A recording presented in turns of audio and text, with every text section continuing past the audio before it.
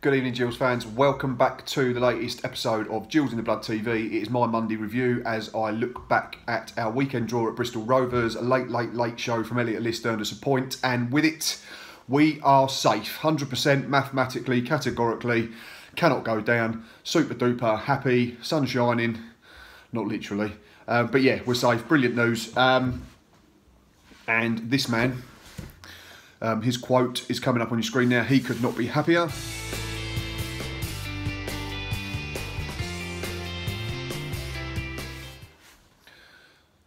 That on your screen is the comments of our gaffer Steve Lovell, who spoke after the game and obviously is speaking in this Monday's edition of the Medway Messenger, saying it's been an outstanding achievement by everybody from when we took over in October. We always knew it was going to be tough. I think as Gills fans, we all know that the last 6 to 8 weeks have not been brilliant since we won at Portsmouth. Keep saying it over and over again. But the main objective has been achieved.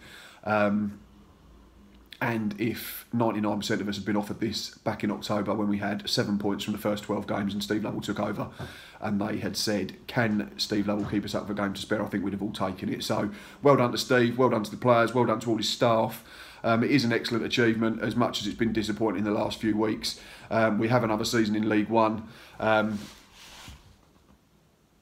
Yeah, very pleasing. Let's look at the positives. It's done now and we can relax ahead of Saturday's game, 5:30 kick-off at home to Plymouth, and hopefully go out and play with a bit of freedom and put on a good show for the final 90 minutes of the campaign. Have we made progress this season? I'd have to say yes, not loads. But I suppose if you looked at the two squads on paper of this season and last season, this one is probably a lot worse in terms of technical ability.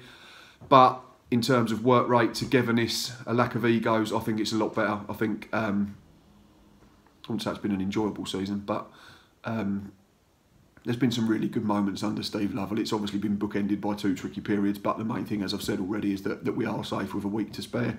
Last season, with what was supposedly a better squad, bigger budget, higher wages, names, it went to the final day and we effectively stayed up because Port Vale couldn't score. We do obviously need to progress in the summer. We don't just want to be having another campaign next season of battling relegation. So if the chairman trusts Steve Lovell as much as he keeps saying he does, then hopefully he'll back him in terms of transfer funds and allow him to get some players in that he wants that I've always called stardust this season. I don't think we're a million miles away. I think defensively we're very sound. If we can keep the majority of them defensive players, then we'll be absolutely fine next season. But 45 goals in 45 league games speaks volumes. It's not enough to get you anywhere higher than probably where we are. So yeah, up to Mr. Scally in the summer. I'm not saying we need to be title contenders, not for 1 minute. There's going to be teams with a lot bigger budgets and a bit better facilities than ourselves, but it'd just be nice to see some real progress, maybe see if pushing the top 10, top 12, and you know, with a bit of luck, maybe a bit higher. But yeah, that's all I'm asking for. I'm not asking for the moon on a stick. But yeah, safe. Keep saying it. And my point seems to have been reiterated a little bit by Luke Cordell, who's writing his match report inside, and his last paragraph says, Gillingham clinched safety on the last day of last season and have done it this time around with 1 game to spare. It's progress but only just, and fans will want much more from their side next season. Lovell has achieved his first mission, but he faces another one this summer, putting together a team that can achieve more than just survival. Basically saying what I've said. So we all know how that comes about. It comes through getting good players in. Good players cost a little bit of money, so hopefully we can spend a few quid, get some creative influences in, maybe another striker, bit of pace in the side, I think, as well. Obviously a lot depends on whose contract gets renewed, etc. But yeah, I don't think we're a million miles away in terms of being a top half side, but we need some investment and we don't just want another relegation battle next term. But yes, enough about staying up and that. Let's just obviously look at a bit more in the game in detail. Seems it was a decent performance. We unluckily had one ruled out through Lee Martin. I looked at the highlights, it looked like he was just off, in fairness to the linesman. He only gets one look at it. I slowed it down, paused it a few times, and it looked like Lee Martin was marginally off. That come after Tom Eaves had unluckily at the post. Lee Martin again was involved early second half, missed an absolute sitter with a header from a Luke O'Neill cross, should have scored. But all the reports were that we were a lot better than we have been in the recent weeks. just lacked a little bit of composure in the final third and wasted a bit of good possession, which Steve Lovell does allude to, I believe. At times the quality wasn't there in the final third, and I felt the final ball into the box was very poor. Final decisions on the ball were poor. We created opportunities to create chances, but our final ball out wide to get the ball into the box was poor. A couple of times in the second half we got the ball down the left and with a bit of quality we could have been in. Same old issues. I've said on however many match day lives at home that we've had lots of the ball, we've got in decent areas, but we haven't worked the keeper enough. Thankfully, after going behind in the 86th minute and it looked like all our hard work was going to be undone, a certain young man popped up with his first goal for the club, Elliot list equaliser, which was great to see. So let's have a look at this man in a little bit more detail.